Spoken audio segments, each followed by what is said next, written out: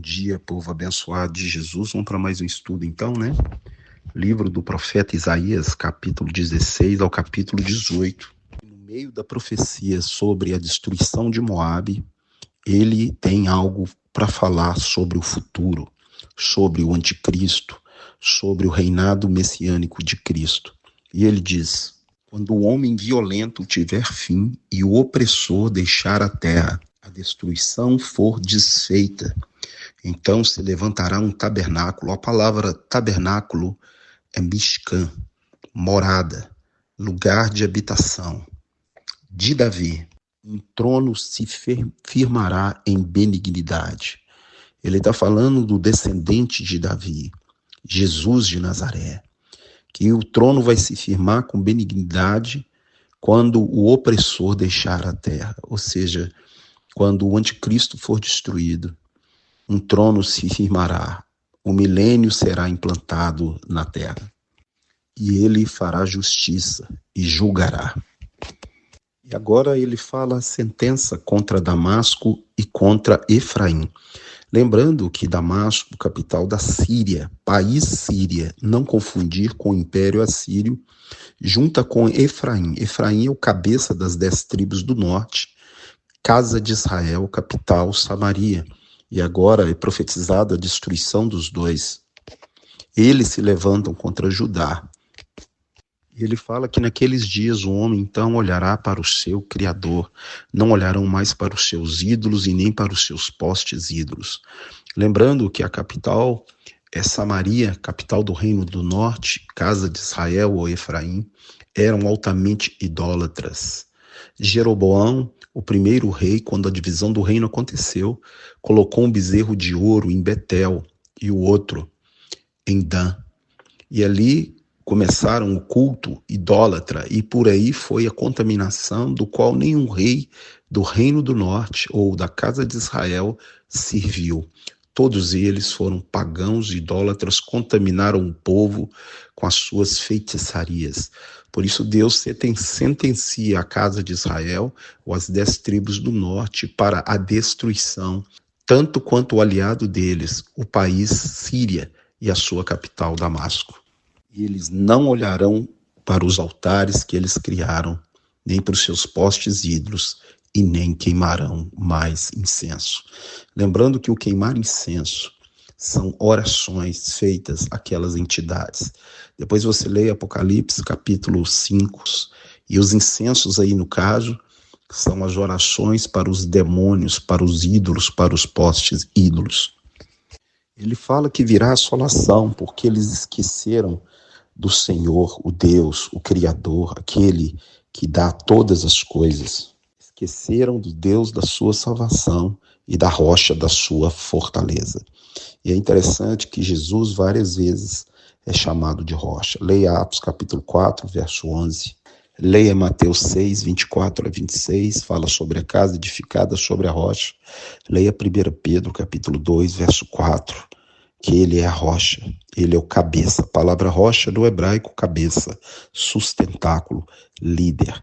Colossenses capítulo 1, verso 18, diz que ele é o cabeça da igreja, o primogênito, para todas as coisas ter a primazia. Ele é o dono da igreja, ele morreu pela igreja, ele sustenta, ele ampara, ele cuida, ele é o Senhor. Então você está vendo aí Deus falando sobre os juízos que virão, sobre as nações, sobre as tribos do norte, sobre a capital Damasco e o país Síria. A profecia contra a Etiópia. Lembrando que a Etiópia já foi um grande país. O Egito, quando fala que o faraó é senhor do Alto e do Baixo Nilo, é porque o faraó conquistou a Etiópia, o Baixo Nilo, e passou a ser senhor das duas terras. Então aí está falando uma profecia contra os etíopes. Aí então Deus está proclamando algo que vai acontecer com os etíopes. E no verso 3 nós devemos prestar atenção, porque toda a escatologia bíblica ela vem dos profetas no Antigo Testamento, estão ligadas naquilo que está falando no Novo Testamento. E no verso 3, fala que quando rorar a bandeira nos montes, olhai, e quando tocar a trombeta, escutai. Se você ler Mateus capítulo 24, verso 30, 31 e 32, fala sobre a volta de Jesus. Ele enviará os seus anjos com grande clangor de trombeta, que reunirão os seus escolhidos de 1 a 4 cantos da terra. Se você ler em 1 Coríntios capítulo 15, verso 51, em diante, diz que ao ressoar da última trombeta, os mortos ressuscitarão. Se você ler 1 Tessalonicenses, capítulo 4, verso 16, diz que é o soar da trombeta.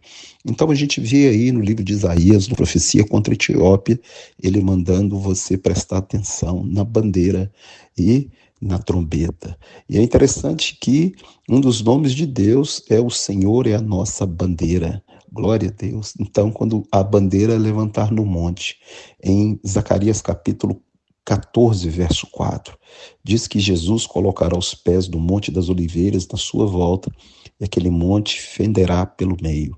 A bandeira está no monte, e a trombeta soará, e os mortos ressuscitarão incorruptíveis, e nós seremos arrebatados. Ele fala agora sobre a vindima e sobre a poda. E é interessante isso falando para a Etiópia. Mas quando a gente lê o Evangelho de João, capítulo 15, Jesus ele diz que ele é a videira verdadeira e o Pai é o agricultor, que todo ramo que estando nele não der fruto, ele corta, e tudo que der fruto ele limpa para que produza mais fruto ainda.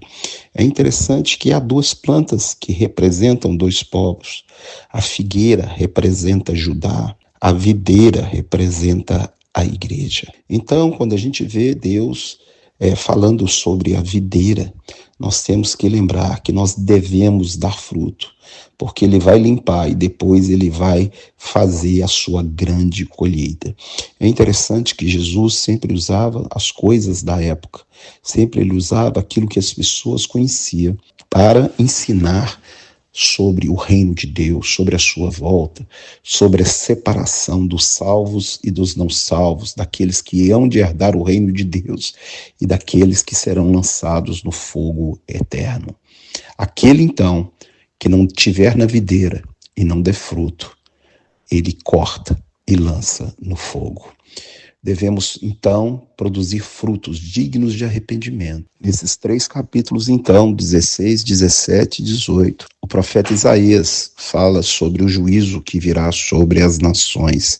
E nós não podemos esquecer que essa profecia ela é dupla, porque em Apocalipse 19, Deus executará juízo sobre toda a terra. Isaías ele vai falando de nação sobre nação, e entre essas profecias coloca coisas que vão acontecer no futuro, como você pode ver aí, o anticristo será destruído em Isaías 16. E quando a gente lê o livro de Tessalonicenses, 2 Tessalonicenses, capítulo 2, verso 8, diz que o Senhor Jesus matará o perverso, o iníquo, com o sopro da sua boca e a manifestação da sua vinda.